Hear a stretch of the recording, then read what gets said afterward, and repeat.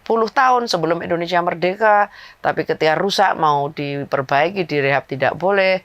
Kan disyaratkan semua untuk mendirikan tempat ibadah itu harus ada tanda tangan 90 umatnya, 60 penduduk sekitar. Penduduk sekitar yang mau didirikan tempat. 60-90 sudah dipenuhi. 60 penduduk setempat, 90 yang akan menggunakan tempat itu. Harus diverifikasi. Oleh siapa? Oleh lurah. Ketika lurahnya tidak mau memverifikasi, nggak bisa berlanjut. Nah, artinya ini masih memberikan kesulitan kepada sebagian pihak yang akan menyelenggarakan atas nama iman dan takwa loh. Masa sih lebih mudah mendirikan kafe dari mendirikan tempat ibadah? Bahwa ketika ada orang beribadah, itu adalah hak mereka untuk melakukan ibadah. Ketika ada orang yang ingin membubarkan, ya mereka harus bisa menyampaikan kepada yang ingin membubarkan. Apa yang Anda lakukan itu melanggar konstitusi dan itu perlu ketegasan. Perlu ketegasan. Nah, boleh ada gereja, tapi salibnya nggak boleh di luar. Ya mungkin itu jalan keluar. Gitu ya. Walaupun sebenarnya lucu juga kenapa harus begitu. Gitu. Nah tapi kalau itu adalah jalan terbaik, ya nggak apa-apa.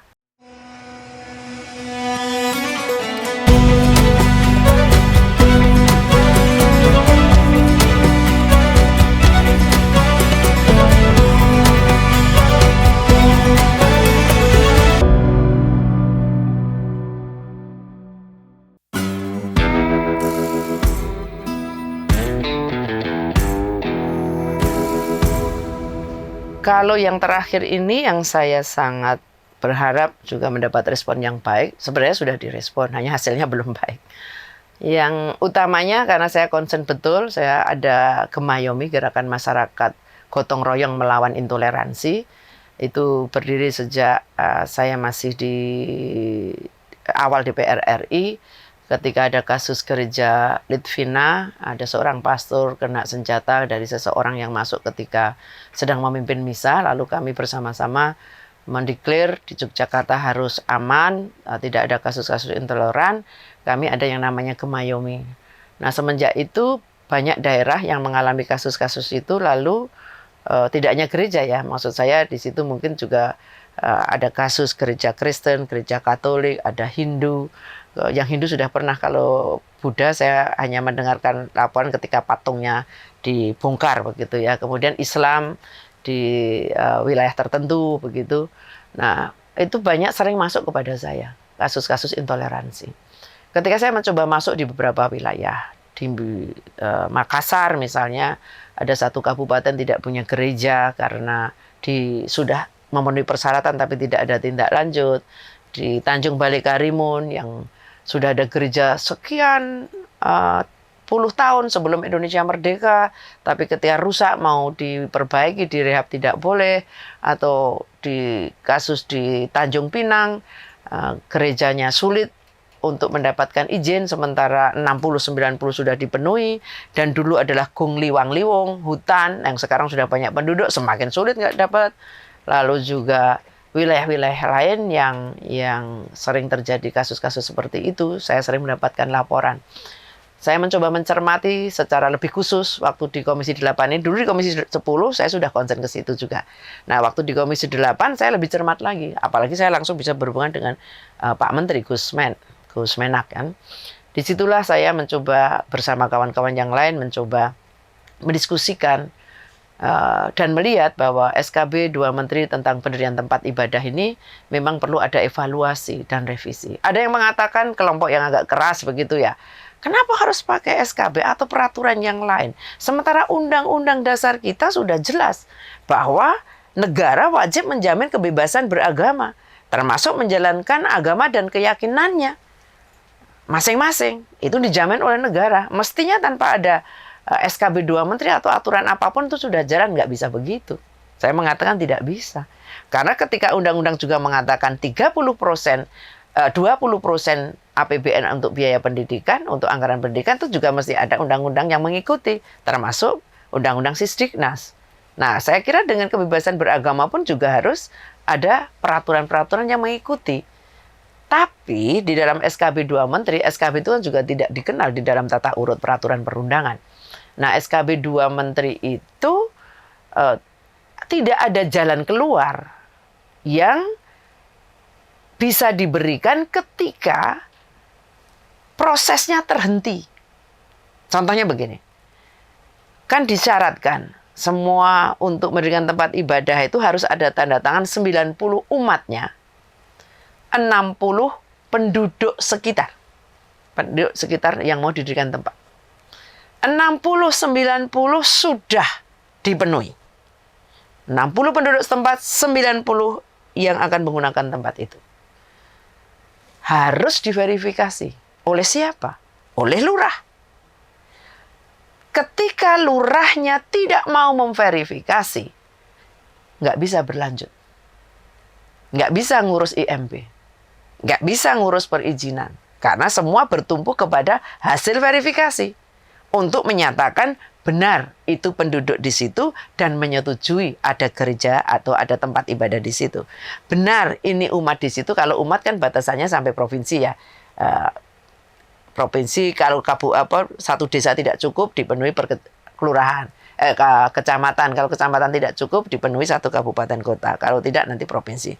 Nah kalau toh ini sudah dipenuhi itu berhenti. Tidak ada yang kemudian bisa memberikan surat bahwa betul hasil verifikasinya bahwa 60 ini penduduk sini.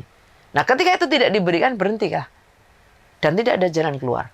Akhirnya bertahun-tahun juga nggak akan jalan. Kalkulasinya mungkin, lurah ini berhitung besok aku masih nyalon lagi. Nanti kalau ini mayoritas umatku nggak akan memilih dia. Saya laporkan ke bupati, bupatinya juga minggrang-mingring bahasa Jawanya. Ragu. Karena dia masih mau nyalon lagi. Artinya dia punya kepentingan terhadap mayoritas. Karena mayoritas itu dia akan beroleh suara. Ketika dia membela yang hanya 300 orang. Tapi mengorbankan dianggap dia. Ini saya harus kehilangan sekian suara. Maka lebih baik aku tidak membela. Itu salah. Konstitusi negara jelas. Bagaimana kemudian para pejabatnya, para pembuat kebijakan itu harus taat pada peraturan itu.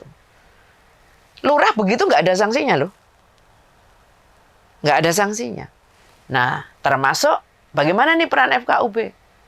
FKUB diminta untuk memberikan surat persetujuan, rekomendasi.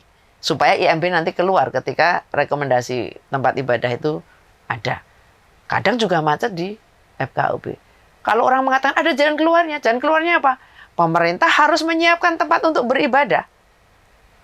Yang terjadi menyiapkan tempat untuk beribadah, tapi alat-alat untuk gereja itu atau apapun agamanya sekarang dipakai minggu ini. Nah, tapi tempat itu dipakai untuk banyak kegiatan, untuk kegiatan PKK, untuk kegiatan apa, sehingga ketika habis selesai alat-alat boyong lagi. Besok ngajukan surat lagi, besok untuk ibadah dikasih, nanti habis selesai boyong lagi, bikin surat lagi, selalu seperti itu. Nah, artinya ini masih memberikan kesulitan kepada sebagian pihak yang akan menyelenggarakan atas nama iman dan takwa loh. Masa sih lebih mudah mendirikan kafe dari mendirikan tempat ibadah? Ini persoalan. Orang ibadah dibubarin. Kita menutup mata nggak bisa dong. Orang sedang beribadah tiba-tiba diteriakin harus bubar. Tidak harus itu beda agama loh. Dalam KTP-nya agamanya sama, kadang juga ada benturan-benturan. Nah, menurut saya, bagaimana SKB 2 Menteri termasuk di dalamnya mengatur soal kerukunan umat beragama ini betul-betul mampu memayungi kebebasan beragama dan berkeyakinan kita dengan tetap situasinya damai, tertib.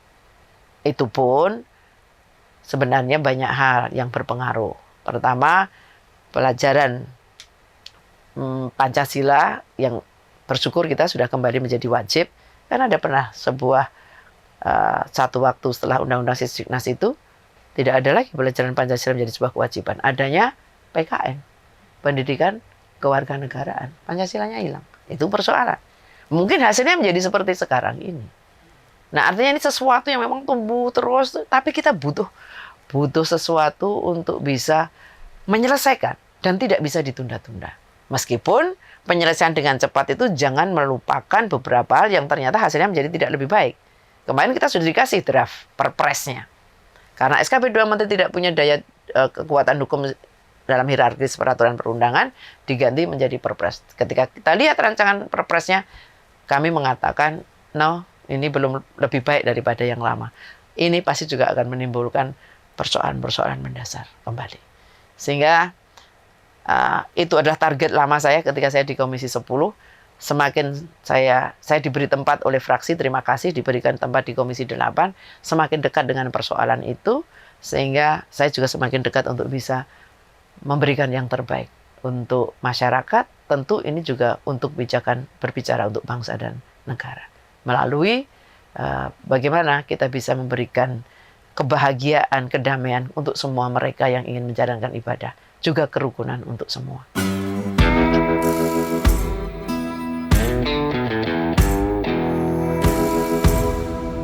Kejadian penggerudukan orang ibadah itu kan nggak hanya satu titik, Thomas. Banyak titik. Ya karena ada sekelompok masyarakat yang sedikit tapi suka memprovokasi. Memprovokasi takut sekelompok umat yang lain mengambil sekelompok umat yang lain untuk bergabung. Takut untuk mereka terpengaruh terhadap kelompok agama tertentu. Lalu pemahaman yang nggak clear juga soal toleransi. Ada yang mengatakan kalau begitu itu membuat persetujuan itu berarti toleransinya kebablasan. Kan ada hal seperti itu ya. Menurut saya siapa yang harus bertindak? Yang pertama harus bertindak ya aparat keamanan. Jangan seperti yang pernah saya alami.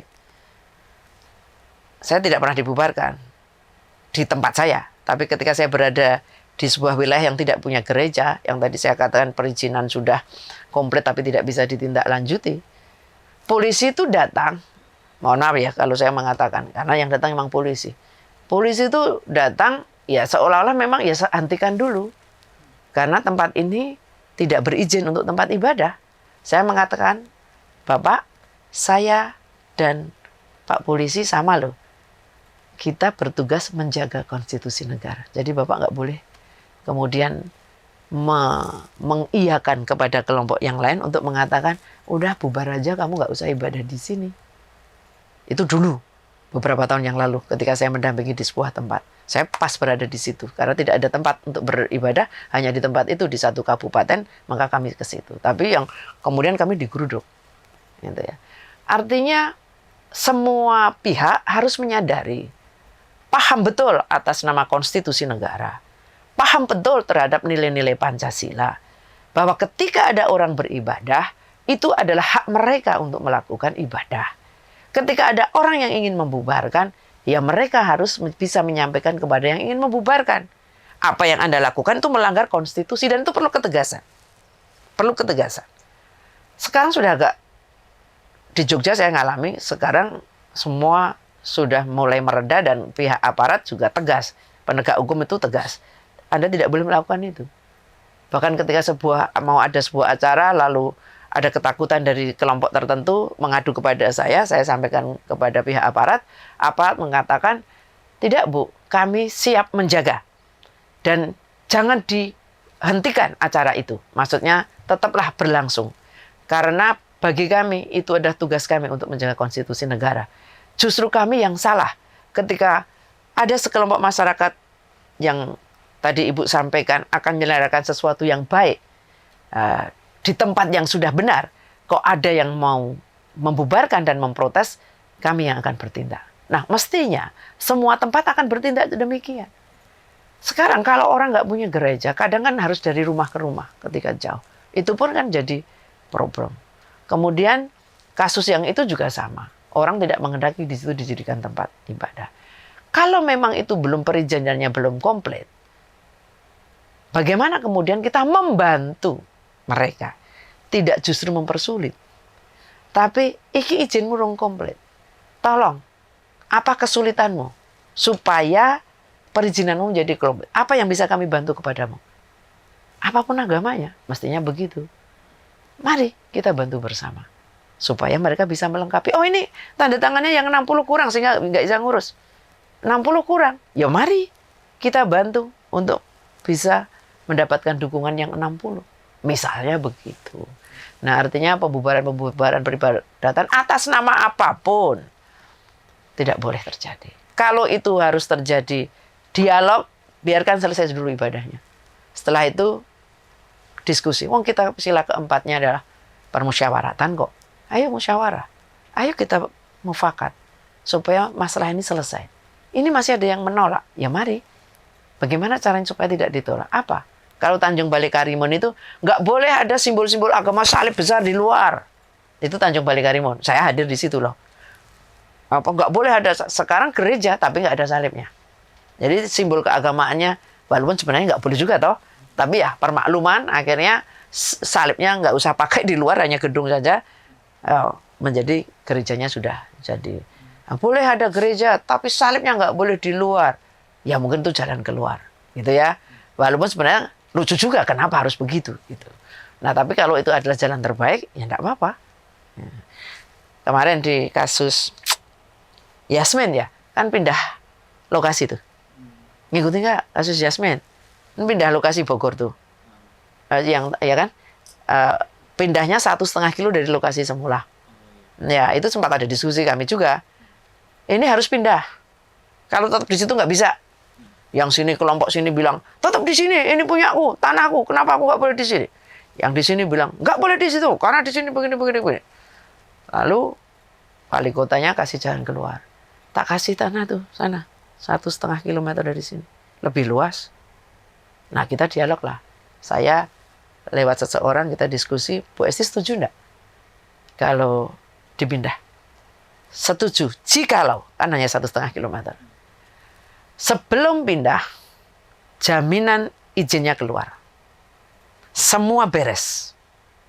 Toh yang satu jarak yang semula ini tempatnya kecil dan juga sebenarnya agak susah juga gitu ya.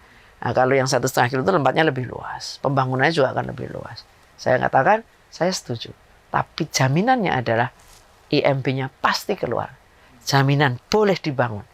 Tidak ada, kalau itu silakan. Ya akhirnya beberapa orang tetap nggak setuju, tapi mayoritas sudah setuju. Mereka bisa beribadah dengan damai di situ. Kan saya tanya juga di Jogja ada. Kalau kita dampingi Pak Pendeta Sitorus ini ke pengadilan, lalu Bapak menang, Bapak mau tetap di situ untuk tempat ibadah? Enggak, Bu. Nah, ngapain sekarang Bapak sampai setiap sidang digeruduk sekian banyak orang? Yang geruduk banyak loh. Sidang pertama yang datang 3 kol. Lama-lama berkol-kol. Lama-lama pakai bis. Apa enggak lelah? Yang demo juga lelah. Yang di demo juga lelah. Ketika saya tanya, Bapak tetap di situ kalau menang?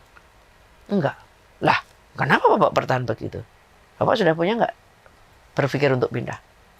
Nah, kita carikan solusi. Akhirnya komunikasi dengan Pemda Bantul waktu itu. Kemudian mendapatkan sebuah tempat. Bukan gereja saya itu Kristen GPDI atau apa, saya agak lupa. Pendeta Tigor Sitorus namanya. Pindah di sebuah wilayah. Memang mudah pindah ke sini. Masyarakatnya juga sama-sama Kristiani. Wih, pertama juga ribut dulu tuh. Nggak mau itu nanti yang Katolik bisa jadi Kristen gitu kan. Nah, jadi kita kalau bicara intoleran itu jangan bicara ini satu agama ya. Itu semua agama ada. Sama. Akhirnya saya kumpulkan juga itu. Nggak mental juga, masih belum. Nah, akhirnya saya bicara sama tokoh agama yang secara struktur hierarkis itu berpengaruh. Akhirnya boleh berada di situ. Begitu. Jadi kebetulan saya sudah mengawal begitu banyak persoalan-persoalan tempat ibadah, persoalan-persoalan intoleransi, sehingga ya mungkin kenapa saya ditempatkan di Komisi 8 kali karena itu ya. Walaupun aku jadinya ya senang di Komisi 10. Karena bisa membantu banyak orang, pendidikan, ratusan ribu orang terbantu dan yang lain.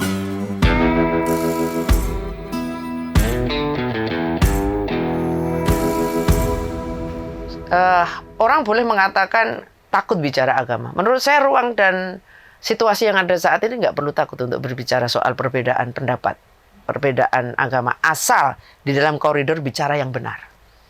Tidak memecah belah, tidak dengan kata-kata jorok dan kasar. Saya orang yang tidak suka orang mau ngaku pintar seperti apapun, bisa mempengaruhi banyak orang, tetapi kepintarannya lalu dilakukan dengan menggunakan kritik keras, dengan menggunakan kata-kata jorok dan kotor, saya lawan itu. Nah, tapi kalau bicara soal orang takut, kenapa harus takut? Kalau kita bicaranya by data. Ketika saya mengatakan 83,3% di 5 kota besar terindikasi anak milenialnya menginginkan atau bisa mengatakan Pancasila bisa diganti. Ini persoalan. Saya sampaikan itu di forum. 5 kota besar dari hasil survei mengatakan 83,3% anak milenial kita mengatakan Pancasila bisa dirubah. 20% anak muda kita mengatakan setuju diganti menjadi negara khilafah. Dikatakan Pancasila bukan sesuatu yang tidak bisa dirubah. Nah, itu fakta. Kita nggak perlu menutupi. Sehingga dulu pertama-tama saya masih sering dicubit kawan. Ketika saya mau bicara itu di Komisi 10. Saya kaitkan bicara dengan itu, data-data dulu kan sudah mulai menunjukkan bagaimana ada tingkat kepercayaan terhadap Pancasila semakin menurun. Dalam jangka 10 tahun itu penurunan kepercayaan terhadap Pancasila sebagai sebuah ideologi bangsa turun lebih dari 10%. Ini bahaya kalau kita teruskan. Tapi saya buka fakta itu. Saya buka hasil survei. Kalau saya mau didebat, debat dengan hasil survei dong. Jangan kemudian hanya katanya. Ini hasil survei. Yang menurut saya hasil survei dari perguruan tinggi yang cukup capable untuk mempunyai kapasitas untuk melakukan dan menyampaikan hasil surveinya. Masih dicubit. Jangan. Gitu kan? Tapi bagi saya ini kebenaran kok. Saya harus berani. Dan itu justru yang menjadi dorongan saya untuk terus mempunyai keberanian menyuarakan kebenaran terkait kondisi bangsa ini yang berbicara soal toleransi, ya saya akan terus melakukan. Termasuk ketika kawan saya di Komisi 8 mengatakan tidak perlu anggaran untuk moderasi beragama. Kawan saya itu pasti partai beda ya, PDI pas sudah firm ya, mengatakan bahwa tidak perlu anggaran moderasi beragama. Untuk apa? Kita semua ini rukun. Kita semua ini sudah toleransi. Apa yang kurang dari kami semua? Republik ini sudah jelas. Itu kata-kata moderasi beragama justru akan memecah-mecah belah kita. Saya mengatakan, ada Gusmen waktu itu. Saya menolak yang disampaikan. Mungkin masih ada videonya. Yang disampaikan oleh ibu ini. Apa perlu saya buka semua data?